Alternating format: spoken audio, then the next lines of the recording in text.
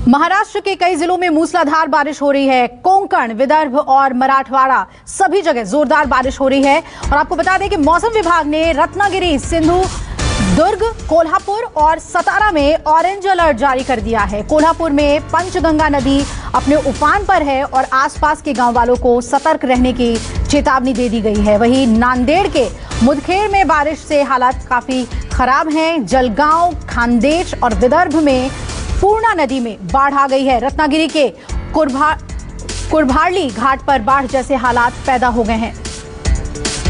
कोंकण, विदर्भ में तेज बारिश हो रही है, तस्वीरें आपको दिखा रहे हैं। और कई जगहों पर ऑरेंज अलर्ट जारी कर दिया गया है। आसपास के गांवों को, जहां पर नदियां काफी उफान पर है, उन्हें सतर्क रहने के लिए कहा गया है। तस्वीरें आप देख सकते हैं, दूर दूर तक जल सैलाब देखने को मिल रहा है।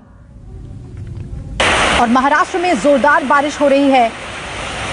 मौसम विभाग ने कई जगहों पर रेड अलर्ट तो कई जगहों पर ऑरेंज अलर्ट जारी किया है। और आइए सीधा रुख कर लेते हैं मुंबई का। दीपक दुबे मेरे सहयोगी जुड़ रहे हैं ज्यादा अपडेट के साथ। महाराष्ट्र के कई जगहों पर दीपक ऑरेंज अलर्ट और रेड अलर्ट है। प्रशासन ने क्या कुछ एहतियातन कदम उठा लिए हैं और चेतावनी दी है?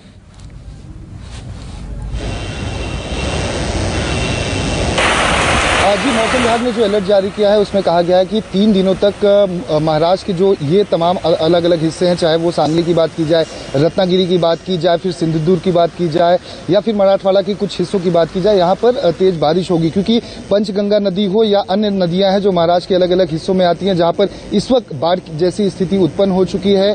स्थानिक प्रशासन अलर्ट पर है, एनडीआरएफ को अलर्ट पर रखा गया है और राज्य प्रशासन इस पूरे मामले पर अपनी नजर पैनी बनाए हुए है कि कहीं भी ऐसी अनहोनी घटनाएं न घटे। क्योंकि नदी का जो जल स्तर है, पंचगंगा नदी की बात की जाए या अन्य कुछ नदियों की बात की जाए, वो लगातार जल स्तर बढ़ता जा रहा है। ऐसे में जो आसपास के सैकड़ों गांव हैं, वहां पर अब लोगों को दूर रखने की कवायद शुरू कर दी गई है, जिससे कि अगर 3 दिनों तक लगातार बारिश होगी, क्योंकि जो अलर्ट पे कहा गया है शनिवार और रविवार को तेज बारिश होगी, तो ऐसे में वहां पर कोई भी विकट स्थिति उत्पन्न न हो, इसको ध्यान में रखते हुए सभी वो तैयारियां पूरी की जा रही हैं। और ग्रामीणों को कहा गया है कि वो नदी के किनारे से ज्यादा दूर रहने की कोशिश करें, क्योंकि उफान नदी का लगातार बढ़ता जा रहा है। और ऐसे में जो नदी की तस्वीरें आई हैं वो अपने आप में चौंका देने वाली हैं कि आने वाले समय में इसका एक बड़ा प्रकोप जो है उफनती हुई नदी का देखा जा सकता है। तो प्रशासन तैयार है, जो राज्य सरकार है वो अपनी पूरी इस पे नजर बनाए हुए हैं। जी दीपक, क्या ये बाढ़ जैसे हालात हैं? क्योंकि ज्यादातर जो नदियां हैं वो उफान पर हैं और जो तस्वीरें भी हम देख पा रहे हैं, और लगातार अगर इसी तरह से बारिश होती है तो क्या बाढ़ जैसे हालात से राज्य गुजरेगा?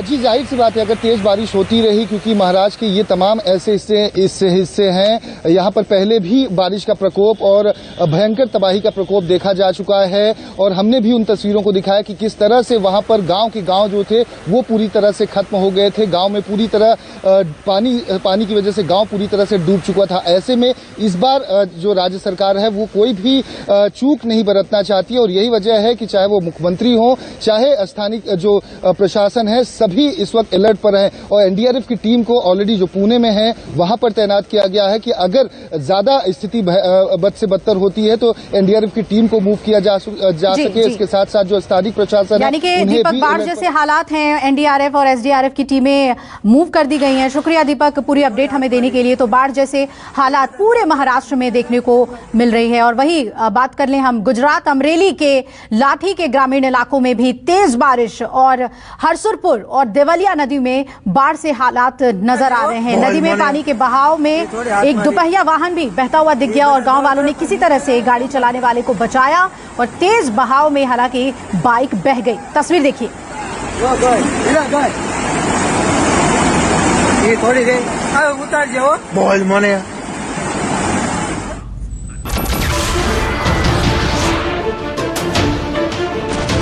नमस्कार, मैं हूं मानक गुप्ता। अगर आपको हमारा ये वीडियो पसंद आया हो तो इसे लाइक और शेयर जरूर करें। और हां, हमें सब्सक्राइब और फॉलो करना ना भूलें, ताकि आप देश और दुनिया की कोई खबर मिस ना करें। तो जुड़े रहिए हमारे साथ और देखते रहिए न्यूज़ 24।